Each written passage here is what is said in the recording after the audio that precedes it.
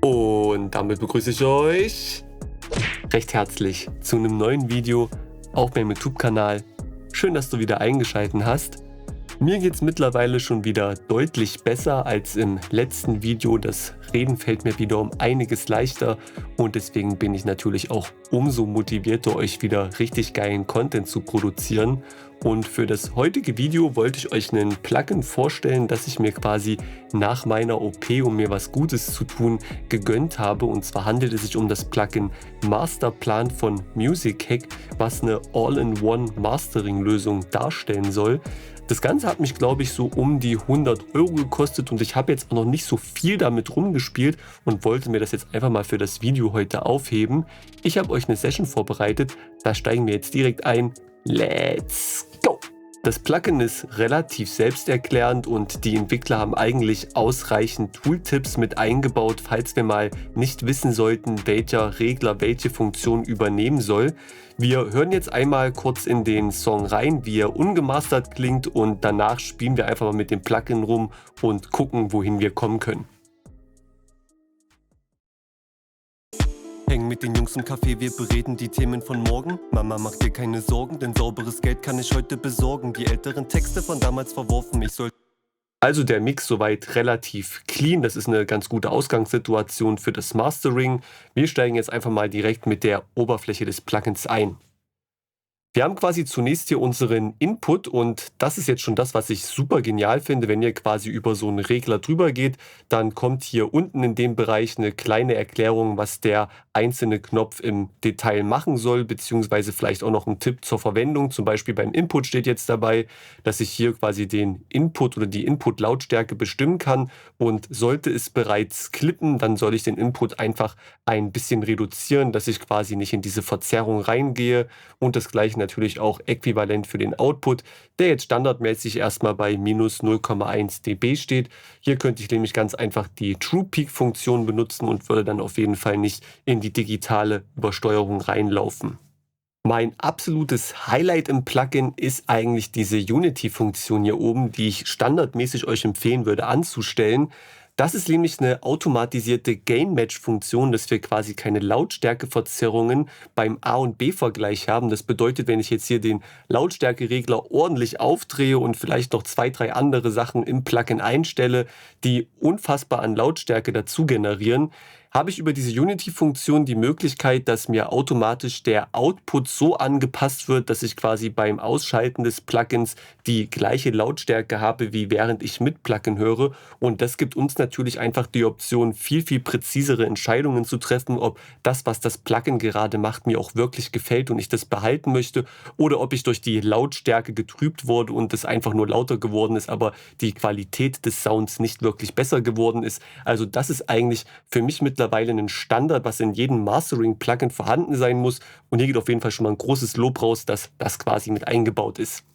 Rechts daneben haben wir noch die Möglichkeit, auf bestimmte Frequenzbereiche einzuschränken und hier ist mein absolutes Highlight die NS10-Funktion. Das sind quasi Lautsprecher, die von damals noch bekannt sind, die eigentlich nur den mittleren Frequenzbereich wiedergegeben haben und da wir heutzutage die meiste Lautstärke und die meiste Aufmerksamkeit in unseren Mitten haben wollen, ist das eine relativ coole Funktion, diese NS10-Lautsprecher zu emulieren, dass ich quasi nicht noch eine zusätzliche Raumemulation benötige und ich mich hier einfach mal auf den Mittenbereich fokussieren kann, um zu schauen, wie klingt der Mittenbereich vielleicht auch im Vergleich zu einem Referenzsong und muss ich da noch zusätzlich pushen, dass es dementsprechend auch die Aufmerksamkeit bekommt, die die Mitten heutzutage einfach benötigen. Also auch ein super geiles Feature, was ich an dem Plugin sehr, sehr feiere.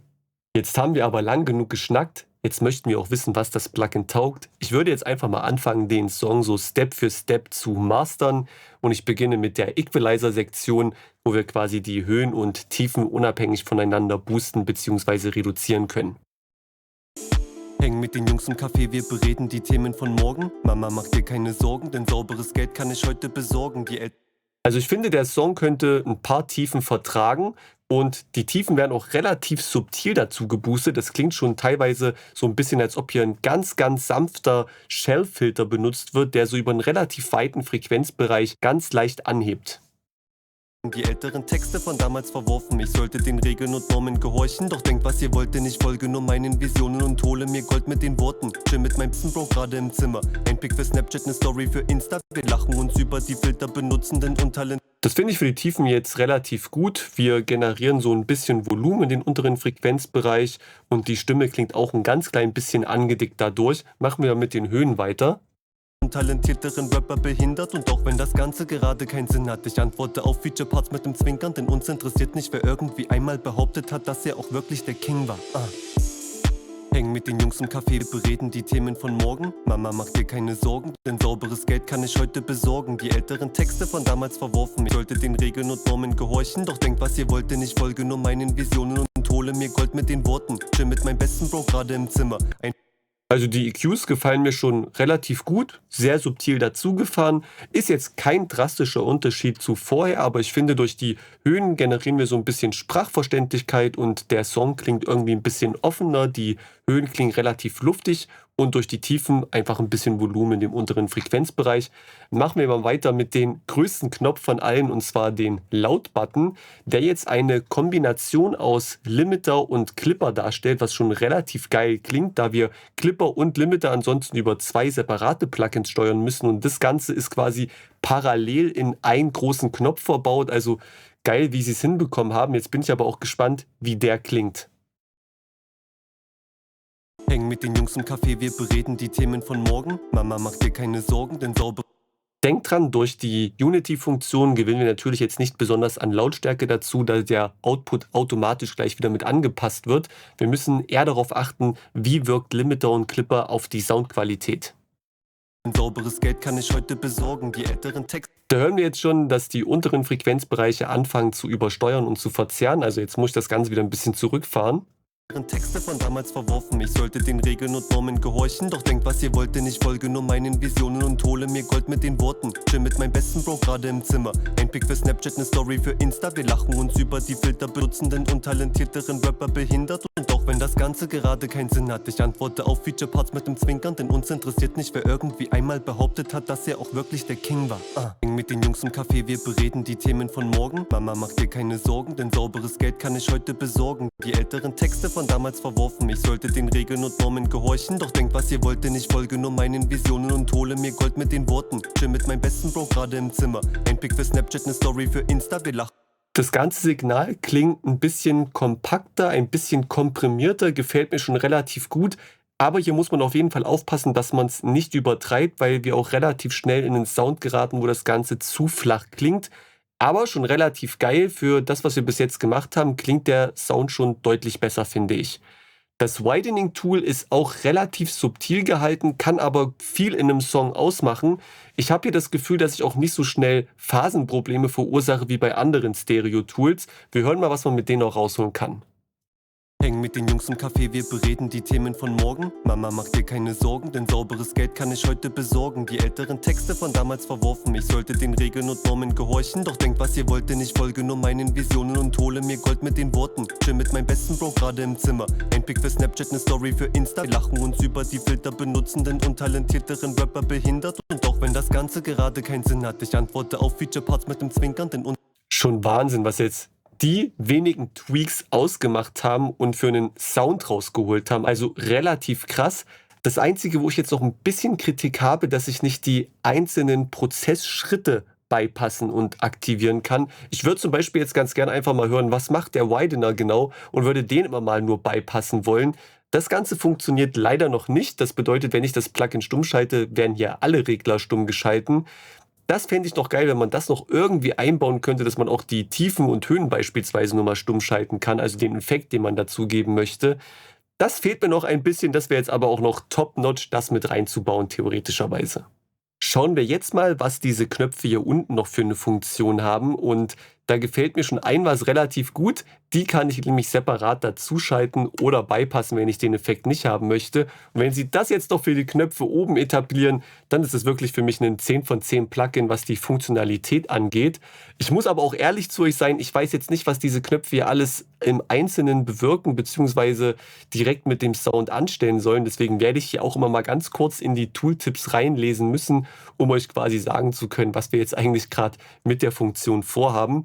Wir beginnen mal mit der Fick-Funktion. Hier würde ich jetzt einfach davon ausgehen, das wird vielleicht eine Saturation im tiefen Frequenzbereich sein. Lesen wir mal rein. Genau wie ich es mir gedacht habe, das Ganze ergänzt einfach Saturation, wahrscheinlich im unteren Frequenzbereich. Schalten wir das Ganze mal dazu. Und hier haben wir immer einen Regler, den wir von 0 bis 100% ziehen können. Und ich höre jetzt mal rein und bewege einfach den Regler, bis mir das Ergebnis gefällt. Häng mit den Jungs im Café, wir bereden die Themen von morgen. Mama, mach dir keine Sorgen, denn sauberes Geld kann ich heute besorgen. Die Älteren Selbst bei 93% jetzt nicht irgendwie, dass der Effekt mir zu viel vorkommen würde. Wirklich sehr, sehr subtil. Ich fand es jetzt auch irgendwie gar nicht schlecht. Ich spiele noch mal ein bisschen mehr darum. Texte von damals verworfen. Ich sollte den Regeln und Normen gehorchen. Doch denkt, was ihr wollt, denn ich folge nur meinen Visionen und hole mir Gold mit den Worten. Chill mit meinem besten Bro gerade im Zimmer. Ein Pick für Snapchat, ne Story für Insta. Wir lachen uns über die Filter benutzenden und talentierteren Rapper behindert. Und auch wenn das Ganze gerade keinen Sinn hat, ich antworte auf Feature-Parts mit dem Zwinkern, denn uns Also dickt die unteren Frequenzen unfassbar an und die Stimme wirkt dadurch natürlich auch viel, viel voluminöser. Ich nehme das Ganze jetzt nochmal einen kleinen Ticken runter, so auf 25%. Ich denke, da machen wir nichts verkehrt, aber ihr habt es gerade gehört, keine Verzerrung, keine Distortion, also sogar bei 93% hat es noch einen relativ geilen Effekt auf den Sound gehabt. Machen wir mal weiter mit der Funktion Clean und hier muss ich schon reinlesen. Ich weiß jetzt nicht genau, was die mit Clean genau meinen. Okay, soll in den tiefen Mitten quasi so ein bisschen die Muddiness rausnehmen. Also ich denke, hier wird ein fixer Frequenzbereich angesteuert, der dann je nachdem, wie stark wir diesen Regler hier aufziehen, wahrscheinlich dynamisch vielleicht sogar reduziert wird. Beziehungsweise ja, vielleicht auch statisch. Ich weiß es nicht. Müssen wir einfach mal reinhören. Ich würde sagen, ich spiele das Ding wieder an und wir gucken mal, was das Ganze macht. Häng mit den Jungs im Café, wir bereden die Themen von morgen. Mama, mach dir keine Sorgen, denn sauberes Geld kann ich heute besorgen. Die älteren Texte von damals verworfen. Ich sollte den Regeln und Normen gehorchen. Doch denkt, was ihr wollt, denn ich folge nur meinen Visionen und hole mir Gold mit den Worten. Chill mit meinem besten Bro gerade im Zimmer. Ein Pick für Snapchat, ne Story für Insta. Wir lachen uns über die Filter benutzenden und talentierteren Rapper behindert. Und auch wenn das Ganze gerade keinen Sinn hat, ich antworte auf Feature-Parts mit dem Zwinkern. Denn uns interessiert nicht, wer irgendwie einmal behauptet hat, dass er auch wirklich der King war. Also auch wieder sehr, sehr subtil, allgemein alle Funktionen wirklich fürs Mastering optimiert, nicht so aggressiv, finde ich sehr, sehr geil, was das Plugin an Sound rausholen kann. Und ja, wie ich es mir gedacht habe, es räumt in den tiefen Mitten so ein bisschen auf, reduziert das Ganze, es war jetzt aber eher statisch, also nicht dynamisch, hat aber einen guten Effekt gehabt. Vielleicht das, was man über den Fick-Button hier zu viel an Saturation dazu fährt, senkt die Clean-Funktion wieder ein bisschen ab. Also auch das sehr, sehr praktisch fürs Mastering, wenn man vielleicht gerade einen recht unausgeglichenen Mix hat, dass man hier nochmal an bestimmten Stellen nachjustieren kann. Machen wir jetzt mal weiter mit der Multifunktion und ich denke, das wird eine Art Kompressor sein. Genau, es ist ein Multiband-Kompressor für die tiefen Mitten und Höhen. Okay, klingt sehr, sehr spannend. Hören wir mal rein. Häng mit den Jungs im Café, wir bereden die Themen von morgen. Mama, mach dir keine Sorgen, denn sauberes Geld kann ich heute besorgen. Die älteren Texte von damals verworfen. Ich sollte den Regeln und Normen gehorchen. Doch denkt, was ihr wollt, denn ich folge nur meinen Visionen und hole mir Gold mit den Worten. Chill mit meinem besten Bro gerade im Zimmer. Ein Pick für Snapchat. Ich weiß nicht, ob es so eine Art OTT-Kompression ist. Die Frequenzen klingen danach deutlich präsenter. Den würde ich jetzt vielleicht gerade gar nicht benutzen. Der hat mir jetzt nicht so gut gefallen. Gehört jetzt das Smooth hier noch mit dazu? Okay, also scheinbar gehört das beides hier so ein bisschen zusammen. Mit dem Multiband-Kompressor und Smooth kann ich dann die Kompression wahrscheinlich ein bisschen subtiler gestalten. Häng mit den Jungs im Café, wir bereden die Themen von morgen. Mama, mach dir keine Sorgen, denn sauberes Geld kann ich heute besorgen. Die älteren Texte von damals verworfen. Ich sollte den Regeln und Normen gehorchen. Doch denkt, was ihr wollt, denn ich folge nur meinen Visionen und hole mir Gold mit den Worten. Chill mit meinem besten Bro gerade im Zimmer. Ein Pick für Snapchat, ne Story für Insta. Wir lachen uns über die Filter benutzenden und talentierteren Rapper behindert. Und auch wenn das Ganze gerade keinen Sinn hat, ich antworte auf Feature. Okay, ja. Klingt nicht schlecht, der Multiband-Kompressor. Ich glaube, ich habe es jetzt hier einen kleinen Ticken übertrieben. Ich würde das nochmal ein bisschen absenken, aber so 1 dB ungefähr fand ich jetzt nicht verkehrt. Wir machen nochmal einen kompletten Vorher-Nachher-Vergleich, damit ich euch genau sagen kann, ob mir das gerade gefallen hat oder nicht. Häng mit den Jungs im Café, wir bereden die Themen von morgen. Mama, mach dir keine Sorgen, denn sauberes Geld kann ich heute besorgen. Die älteren Texte von damals verworfen. Ich sollte den Regeln und Normen gehorchen, doch Also mir gefällt es ohne den Multiband-Kompressor ein bisschen besser, deswegen schalten wir das Ganze jetzt wieder aus. Ich bin mir noch unsicher, ob dieser Smooth Operator hier das Ganze wirklich nur für den Kompressor macht. Da muss ich nochmal nachlesen, das gucke ich mir nochmal an. Ansonsten haben wir noch den Calm-Button und der soll im Allgemeinen Harshness reduzieren und das Ganze können wir noch mit den Zweimal-Button verstärken. Da wird quasi die Anzahl der Frequenzen, die er behandelt, verdoppelt und da hören wir jetzt auch nochmal rein. Ich ziehe das Ganze erstmal auf 0 und dann drehen wir das mal auf. Mit den Jungs im Café, wir bereden die Themen von morgen. Mama, mach dir keine Sorgen, denn sauberes Geld kann ich heute besorgen. Die älteren Texte von damals verworfen. Ich sollte den Regeln und Normen gehorchen, doch denkt, was ihr wollt, denn ich folge nur.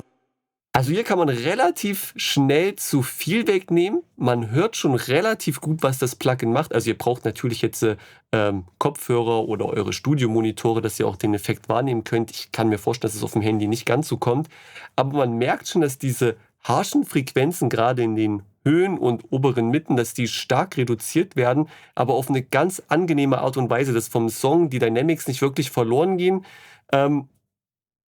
Ja, mit dem würde ich wirklich vorsichtig sein. Also ich glaube, man kann das hier schnell übertreiben, wenn man das Gefühl hat, man macht es deutlich besser. Dann verliert der Song aber auch relativ schnell den nötigen Punch, den er braucht. Ich hätte jetzt mal fast gesagt, so 30% wäre vielleicht schon das Maximum, das ich hier gehen würde. Wir hören noch mal rein. Häng mit den Jungs im Café, wir bereden die Themen von morgen. Mama, mach dir keine Sorgen, denn sauberes Geld kann ich heute besorgen. Die älteren Texte von damals verworfen. Ich sollte den Regeln und Normen gehorchen, doch denkt, was ihr wollt, denn ich folge nur meinen Visionen und hole mir Gold mit den Worten. Chill mit meinem besten Bro gerade im Zimmer. Ein Pick für Snapchat, ne Story für Insta. Wir lachen uns über die Filter. Da geht der Punch von den Drums und der Kick irgendwie ein bisschen verloren, wenn ich das deutlich hochdrehe. Deswegen 30% hat mir gut gefallen. Ich hatte das Gefühl, dass das ganze Signal auch ein bisschen kompakter, komprimierter klingt. Und wahrscheinlich liegt es eigentlich im Endeffekt daran, dass der gesamte Frequenzbereich in sich ausgeglichener klingt. Wir schauen jetzt noch die Tape-Funktion an und dann machen wir mal einen kompletten Vorher-Nachher-Vergleich. Häng mit den Jungs im Café, wir bereden die Themen von morgen. Mama, mach dir keine Sorgen, denn sauberes Geld kann ich heute besorgen. Die älteren Texte von damals verworfen. Ich sollte den Regeln und Normen gehorchen, doch denkt, was ihr wollt, denn ich folge nur meinen Visionen und hole. Bei Tight klingt das Ganze etwas spitzer und bei Warm haben wir diese Saturation, diese Wärme, die wir von den Tape-Saturations-Plugins auch für gewöhnlich kennen. Ich lese noch mal ganz kurz in die Tooltips rein. Okay, also Warm Glow on the right, also quasi wenn wir den Regler nach rechts schieben und ein tighter Bass auf der linken Seite quasi, wenn ich den Regler komplett nach links schiebe. Beides hat jetzt irgendwie mir persönlich nicht so gut gefallen. Ich hatte jetzt nicht das Gefühl, dass es hier den Song deutlich aufwertet. Deswegen schalte ich die Tape-Funktion jetzt mal aus. Und wir machen jetzt mal einen kompletten Vorher-Nachher-Vergleich mit dem Plugin und hören mal rein, wie das klingt. Häng mit den Jungs im Café, wir bereden die Themen von morgen. Mama, mach dir keine Sorgen, denn sauberes Geld kann ich heute besorgen. Die älteren Texte von damals verworfen. Ich sollte den Regeln und Normen gehorchen, doch denkt, was ihr wollt, denn ich folge nur meinen Visionen und hole mir Gold mit den Worten. Also der Song macht einen ganzen Schritt nach vorne, klingt viel, viel präsenter, die Frequenzbereiche in sich deutlich ausgeglichener. Ich weiß jetzt nicht, ob ich das Gefühl hatte, dass er auch einen kleinen Ticken lauter klingt. Hätte ich jetzt schon so wahrgenommen. Kann natürlich durch diese ganzen Prozesse, die wir ergänzt haben, passiert sein. Aber ich muss sagen, das Plugin hat schon wirklich einen sehr, sehr guten Klang. Also gefällt mir jetzt schon sehr, sehr gut, was es in dem kurzen Test jetzt schon mit dem Sound gemacht hat. Und jetzt kommt noch mein Fazit zum Plugin und ich muss euch sagen, dass ich nach dem ersten Eindruck sehr begeistert bin, vor allem von den Funktionalitäten, die dieses Plugin mit sich bringt. Der Sound ist mit relativ wenig Prozessschritten deutlich besser geworden. Die Kombination aus Limiter und Clipper ermöglicht es mir wirklich, die Lautstärke bis ins Unermessliche zu pushen. Das bedeutet, mit dem Plugin sind wir jetzt nach 10 Minuten Tweaken schon relativ nah an einem release-fertigen Ergebnis, was wirklich schon für sich spricht, da meine Mastering-Kette vorher aus 5 bis 6 Plugins bestanden hat und ich denke, das ein oder andere werde ich durch Masterplan zukünftig ersetzen können. Ich bin mal gespannt, wie ihr das Plugin findet. Schreibt mir doch ruhig mal in die YouTube-Kommentare, ob ihr euch das auch gekauft habt und was euer Eindruck zum Plugin ist. Also ich bin, wie gesagt, hin und weg und ich bin gespannt, wenn ich jetzt die kommenden Wochen mich noch mehr damit auseinandersetze, wie das Ganze sich noch entwickeln wird, ob es vielleicht auch zukünftig das einzige Plugin auf meinem Mastering-Bus werden wird. Da bin ich auf jeden Fall mal gespannt und vor allem sagt mir doch mal, ob ihr Bock habt, ein Video zu sehen, wo ich mal ein Mastering mache mit Masterplan und mit meiner Mastering-Chain und wir dann mal einen A- und B-Vergleich machen, welche Mastering-Kette jetzt besser klingt. Das habe ich auch noch irgendwie so im Hinterkopf. Ich hätte eigentlich mal Bock, das Ganze auszuprobieren. Haut mir mal in die Kommentare, ob ihr das sehen wollt. Ansonsten bleibt mir nicht mehr übrig, als euch einen super Start in die Woche zu wünschen. Ich freue mich auf das Video nächste Woche. Ich habe wieder was ganz Besonderes für euch vorbereitet. Wünsche euch noch einen schönen Sonntag. Euer Jeff.